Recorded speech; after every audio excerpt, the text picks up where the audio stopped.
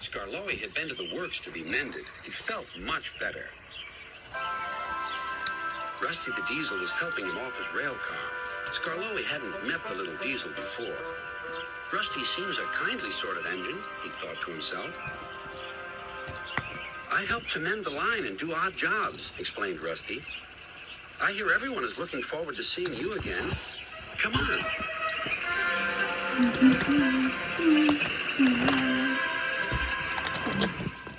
Peter Sam was feeling depressed. He was still getting over his accident, but he wanted to start work again. Sir Topham Hatt wouldn't let him. Another day's rest will do you good, he said.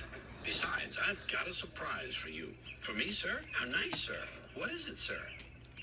Wait and see. The surprise was Skarloey. Oh, said Peter Sam, I'm glad you've come home. They lit Skarloey's fire and he sizzled happily. I feel all excited, he said, just like a young engine. Now tell me all the news. I see you've met Rusty, said Peter Sam.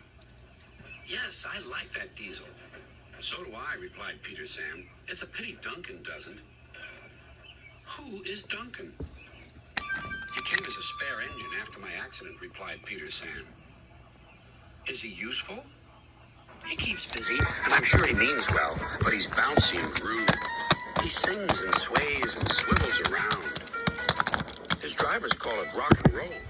I understand, said Skarloey gravely. His driver interrupted. Duncan has done it again. He's stuck in a tunnel. Come on, old boy, we'll have to get him out. Skarloey was pleased. He wanted to run, looked forward to meeting Duncan. They found the caboose and some workmen and hurried up the line. How nice and smooth the rails are, thought Skarloey. They've mended all the old bumps. The little diesel has helped to do that. What a difference Rusty's made to the line.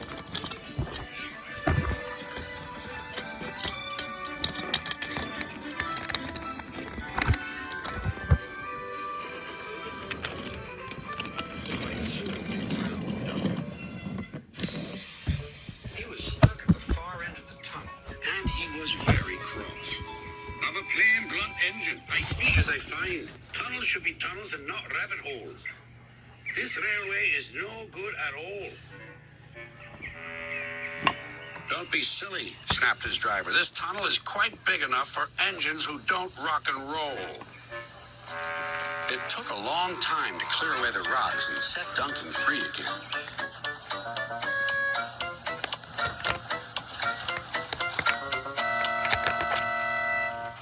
At last, Skarloey was able to push Duncan and his coaches safely through.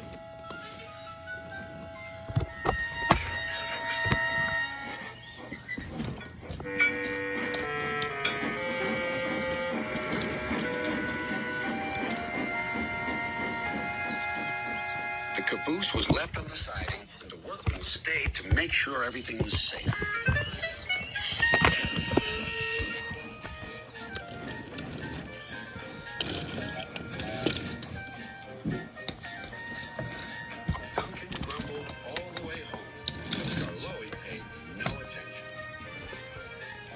Sir Topham Hatt spoke soothingly to Duncan. Listen to me. There is nothing wrong with that pump. You stuck in it because you tried to do rock and roll. Those are not dance floors, and you are not a pop star. Then Sir Topham Hatt gave his full attention to Duncan's funnel. If it happens again, he ended ominously, I shall find ways to cut you down to size. In other words, your career is on the line. Need I say more? Duncan thought Sir Topham Hatt had said quite enough, and he remained completely silent and still, for at least the whole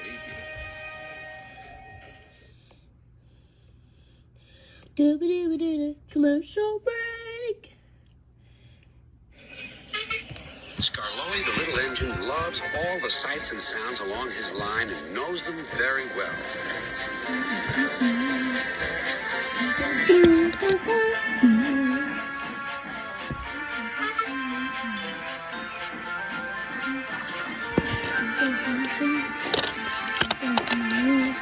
One morning, soon after he returned ended, he was enjoying his journey more than ever before.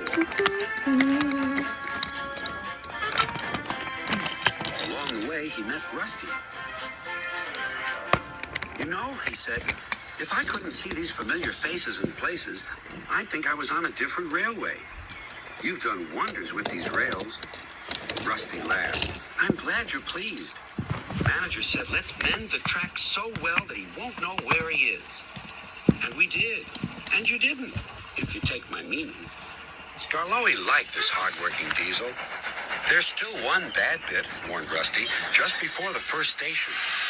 An engine might come off there, particularly Duncan. He will rock and roll along the line. Look at him right now. I hope he doesn't hurt his passengers. What's that about me? I'm a plane engine, and I believe in plain speaking. Speak up. Rusty warned Duncan about the bad bit of rail. I know my way about. I don't need smelly diesels to tell me what to do. Rusty felt hurt. Duncan banged about the yard. Then he clattered crossly to the station. James was already there, waiting for him. You're late, he snapped. I know, said Duncan. It's that smelly diesel's fault. Rusty tries to teach me how to stay on the rails and then goes off leaving me to find my own coaches. You poor engine, sympathized James. I know all about diesels. One crept into our yard and ordered us about. I soon sent him packing. Duncan was filled with admiration. He didn't know that James was boastful and sometimes didn't tell the truth. Send Rusty packing! Send Rusty packing! Snorted Duncan. He climbed the hill furiously. Well done, boy, encouraged his driver. Keep it up. Soon they were near the first station. Duncan was pleased. Nothing happened. Nothing happened. Silly old diesel. Clever me. And he rocked and rolled along the line. Steady, boy, checked his driver. But it was too late. Sleepers and ballast, I'm off. And he was. I warned him, said Rusty. But all he did was call me name. The little diesel refused to move. I'm ashamed of you, Rusty, said Scarlowe. Think of the passengers. What are they going to do? Oh, I'd forgotten them. Yes, of course. We must help the passengers. And Rusty roared into life.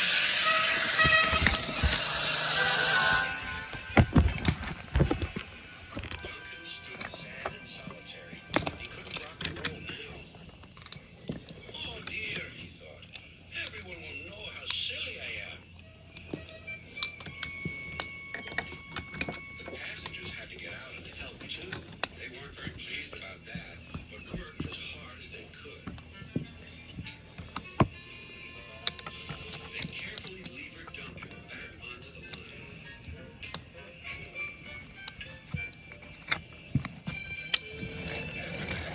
Duncan was extra careful all day.